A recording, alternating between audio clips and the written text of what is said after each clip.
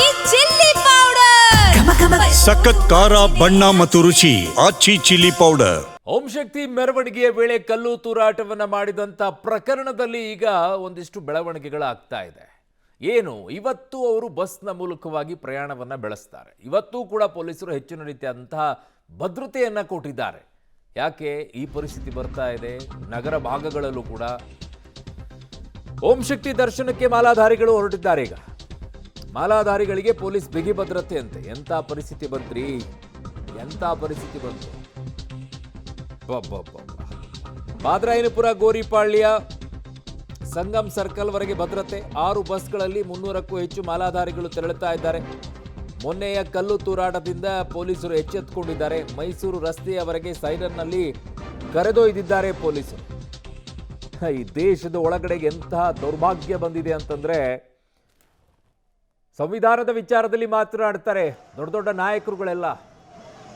ಯಾರೋ ಕೈಯಲ್ಲಿ ಹಿಡ್ಕೊಂಡ್ಬಿಟ್ಟು ಮಾತಾಡ್ತಿರ್ತಾರೆ ಅವಾಗವಾಗ. ಇದಾ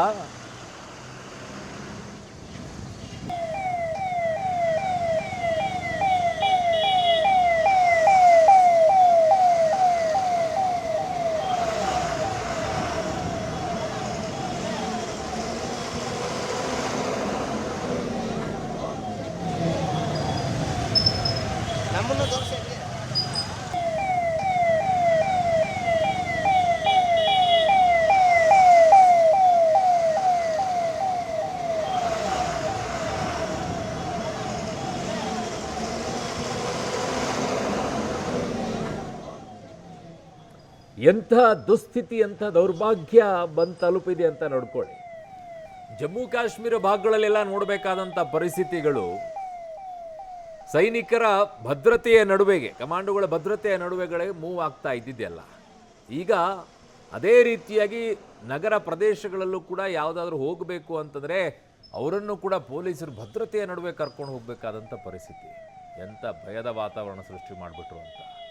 ನನ್ನ ಸಹೋದ್ಯೋಗಿ ಈಗ ನಾಗೇಶ್ ನನ್ನ ಸಂಪರ್ಕಕ್ಕೆ ಸಿಗ್ತಾ ಇದ್ದಾರೆ ಕ್ರೈಮ್ ಬ್ಯೂರೋಯಿಂದ. ನಾಗೇಶ್, ಎಂಥ ದುಸ್ಥಿತಿ ರೀ, ಎಂಥ ದೌರ್ಭಾಗ್ಯ ಅಂತ ಹೇಳಿ. ಭದ್ರತೆಯ ನಡುವೆ ದೇವಸ್ಥಾನಗಳಿಗೆ ಹೋಗಬೇಕಾದಂಥ ಪರಿಸ್ಥಿತಿ ಬಂದ್ಬಿಡುತ್ತಾ ದೇಶದಲ್ಲಿ ಅಂತ. ಖಂಡಿತವಾಗ್ಲೂ ಅರುಣ್, ಈಗ ರಾಜ್ಯದ ಮತ್ತು ಅದರಲ್ಲೂ ಬೆಂಗಳೂರಿನ ಪಾದರಾಯನಪುರದಿಂದ ಓಂ ಶಕ್ತಿ ಮಾಲಾಧಾರಿಗಳು ಇವತ್ತು ಹೊರಡುವಂತ ಸಂದರ್ಭದಲ್ಲಿ ಅವರಿಗೆ ಎಸ್ಕಾರ್ಟ್ ಅನ್ನ ಕೊಟ್ಟು ಬೆಂಗಳೂರಿನ ಪಾದರಾಯನಪುರವನ್ನ ದಾಟಿಸುವಂತ ಕೆಲಸವನ್ನ ಮಾಡಲಾಗ್ತಾ ಇದೆ. ಯಾಕಂದ್ರೆ ಕಳೆದ 2 ದಿನಗಳ ಹಿಂದೆ ಇದೇ ಮಾಲಾಧಾರಿಗಳು ಮೆರವಣಿಗೆ ಮಾಡುವಂತ ಸಂದರ್ಭದಲ್ಲಿ ಕೆಲವು ಕಿಡಿಗೇಡಿಗಳು ಕಲ್ಲು ತೂರಾಟ ಮಾಡಿ ದುಂಡಾವರ್ತನೆ ಮೆರೆದಿದ್ರು. ಹಾಗಾಗಿ ಅದೇ ರೀತಿಯಾಗಿ ಘಟನೆಗಳು ಮರುಕಳಿಸಬಾರ್ದನ್ನುವಂತ ಒಂದೇ ಒಂದು ಕಾರಣಕ್ಕಾಗಿ ಪೊಲೀಸರು ಇವತ್ತು ಸುಮಾರು 6 ಬಸ್ಗಳಲ್ಲಿ ಸುಮಾರು 300ಕ್ಕೂ ಹೆಚ್ಚು ಮಾಲಾಧಾರಿಗಳು ಬೆಂಗಳೂರಿಂದ ತಮಿಳುನಾಡಿಗೆ ಹೋಗಿದ್ರು. ಆ ಸಂದರ್ಭದಲ್ಲಿ ಅವರಿಗೆ ಯಾವುದೇ ರೀತಿಯ ಸಮಸ್ಯೆ ಆಗಬಾರ್ದು ಮತ್ತೆ ಅಂತ ಹೇಳಿ ಇವತ್ತು ಭದ್ರತೆಯ ನಡುವೆ ಅವರನ್ನ ಬೆಂಗಳೂರಿನಿಂದ ಹೊರಗಡೆ ಕಳಿಸುವಂತ ಕೆಲಸವನ್ನ ಮಾಡಲಾಯಿತು. ಅರುಣ್. ಓಕೆ ನಾಗೇಶ್, ನಿಮ್ಮೆಲ್ಲ ಮಾಹಿತಿಗೆ ಧನ್ಯವಾದಗಳು.